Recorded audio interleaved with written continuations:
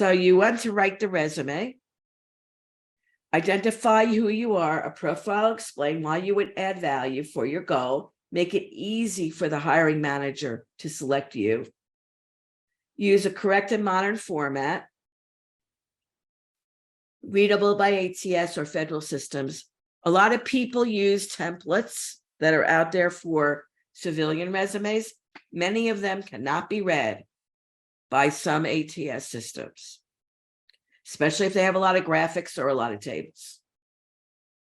So you have to be really careful how they're constructed. You can write ATS resumes that have graphics in them. You may be able to put a little table, but you have to be careful for an ATS resume. But a flatter resume is probably better because you don't know, this is my belief, because you don't know what graphics you like, the hiring manager may or may not like. You're better off concentrating more on the verbiage than you are on putting fancy flowers on a resume. If you have time to do both, but that's my belief. I'm always one. And for federal, you do not want to use tables. You do not want to use fancy resumes. You do not want to include any pictures because it might be rejected. And the federal government doesn't care about fancy resumes. In fact, you could apply just using USA Jobs Online and get a job, which is the complete opposite of fancy. Eliminate spelling and grammar, tense and grammatical errors. Make sure that you match the job requirements, because companies cannot, many companies will not assume you have experience or assume you meet the job requirements.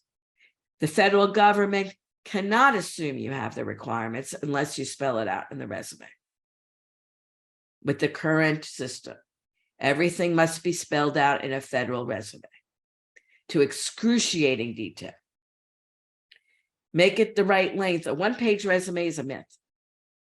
There have been studies done by the top Fortune 500 HR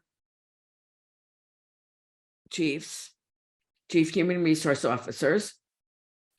There's been studies done by resume associations. There's been a study done by recruiters, which go back to companies and ask them, what is the average length of resume of people you've actually hired? And this is for companies, not for federal. 4 pages is the average length on all these studies of the resume of people who were actually hired. We have this myth of one or short resumes because the initial scan of resumes, when they're looking at a big pile, maybe 6 seconds where they're just looking at things quickly to put it in the good and bad. But the resume that's going to be scored by the ATS scores better when it's longer because it has more keywords. And for federal, unless you delineate something, it doesn't exist. So federal resumes are typically 5 to 10 pages, even though some people may say they're shorter. I write them 5 pages, 10 pages, depends on how much experience you have. You make a resume the length that it's needed. There are people who are scientists who have 25-page resumes because they have a 15-page bibliography.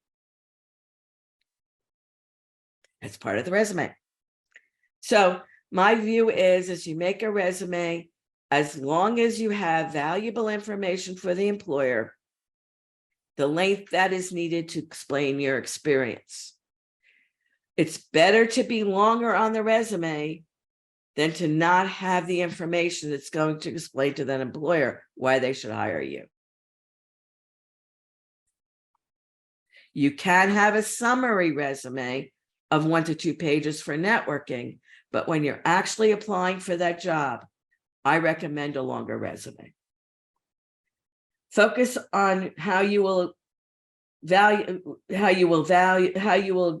the organization by showcasing your accomplishments. You must tell the truth.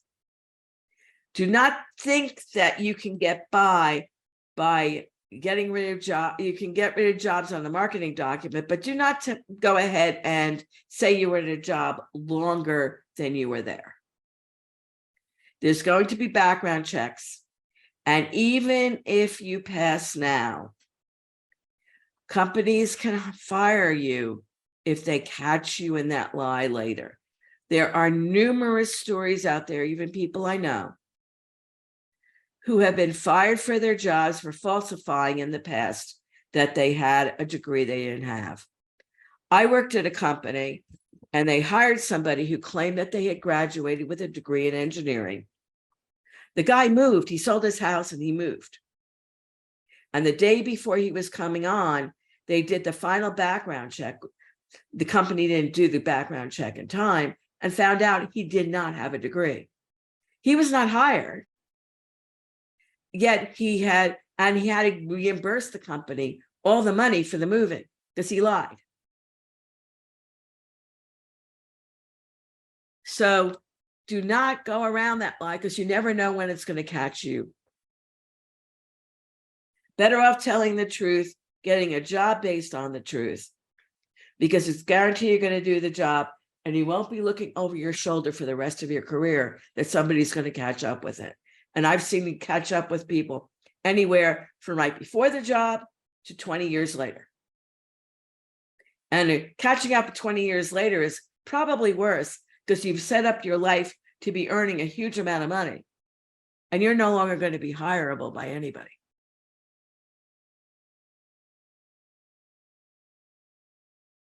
Why consult with others? You get an independent evaluation, helps you identify the proper approach, act as a sounding board, helps you show how you can add value.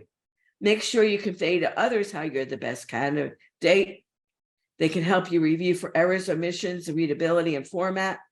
And if in doubt, you can always ask a professional to help you.